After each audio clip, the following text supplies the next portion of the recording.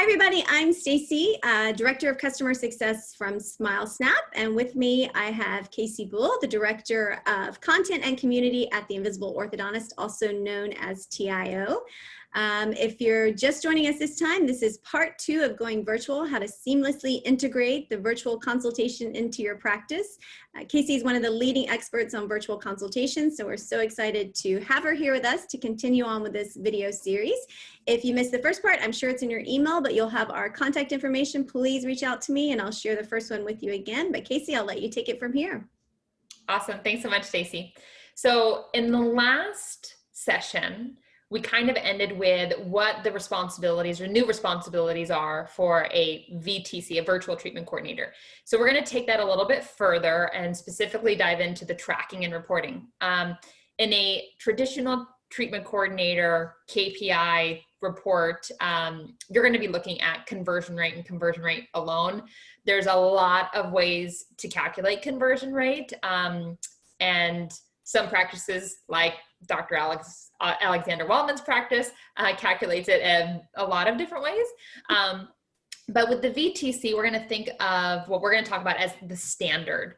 So you're going to have a reception rate, which is probably something new, as well as a conversion rate. So let's look at the new patient journey again that we dove into in the last session. But that's lead capture, photos received, treatment options sent, video call. That stage alone, or those stages alone, are going to make up that reception rate. So how many of the leads that either called your office, filled in a form online, submitted an inquiry on SmileSnap, whether they had photos or not, you captured that lead, how many of those do you get to a video call? And you want to aim for 85%.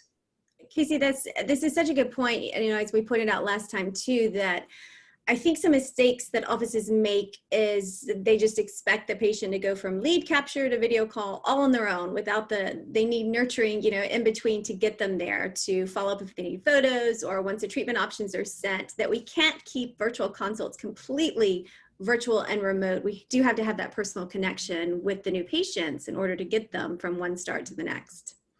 Absolutely. I would say that best case scenario, you have about 25% of all of your leads getting into video call, no problem. You know, they knew how to submit photos, they got their email, they understood treatment options, and yep, let's set up a call.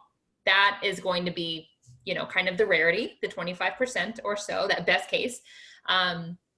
Everybody else, they're going to need a little bit of follow-up. They may have called into the practice and you directed them to your SmileSnap on your website, and you need to remind them that they need to get photos. Or maybe they did submit photos, but they weren't good enough, or they didn't submit as many as you need.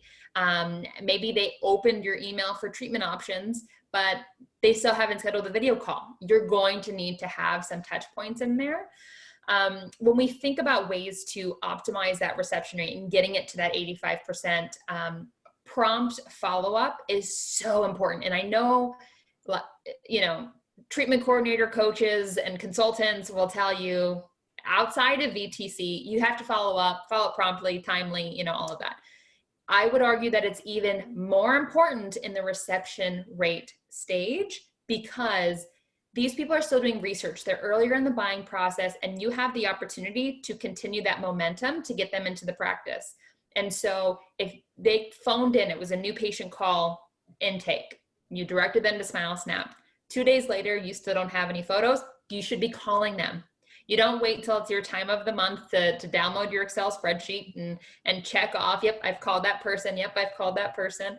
And so you can have a tool like a CRM that you can use to help remind you of who you need to follow up and when, so that you can have that kind of prompt follow-up.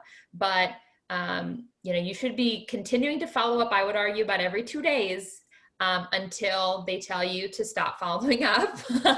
And that doesn't have to be a phone call every time. It could be a text. And I know we also talked about last session is email marketing. You can have a CRM with email marketing in place to automate those emails that go out. Yeah, one of the things that I like to about the follow-ups, or what I always suggest to when I'm working with offices, is never leave it in the patient's hands. So you don't ever leave the message of call us back if you're ready. It's you know, they have your number. They see how to get in touch with you. It's like, I'm so sorry I missed you. I'll try you again tomorrow. Or I'll try you again at the end of the day. Letting them know until they give us that full stop, we're still going to continue following up. So the good thing about the autoresponders with the email too is, you know, having a call to action button on there that they can look at it, quickly click and get in touch with us.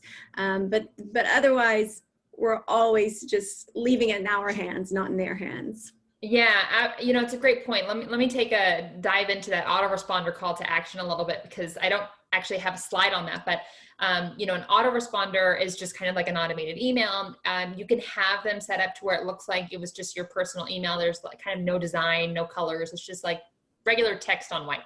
But you can also have some that have some design. It would look like a marketing email, and with a CTA or call to action or a button that says click to call to schedule your consultation, as opposed to just a phone number embedded somewhere. You're going to find that your click-through rates will be a lot higher if you have a kind of prominent CTA on every single email that you send.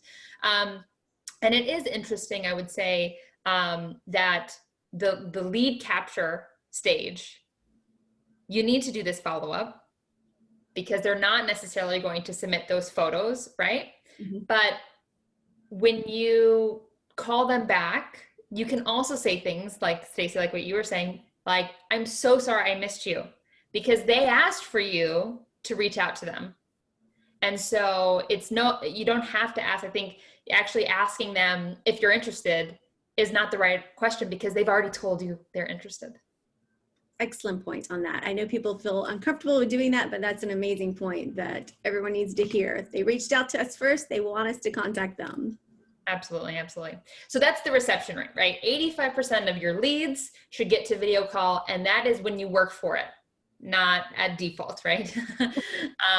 And then you have your conversion rate, and your conversion rate is going to be that video call to the start. And I could feel TC is saying that isn't fair. I'm responsible for in-office to start.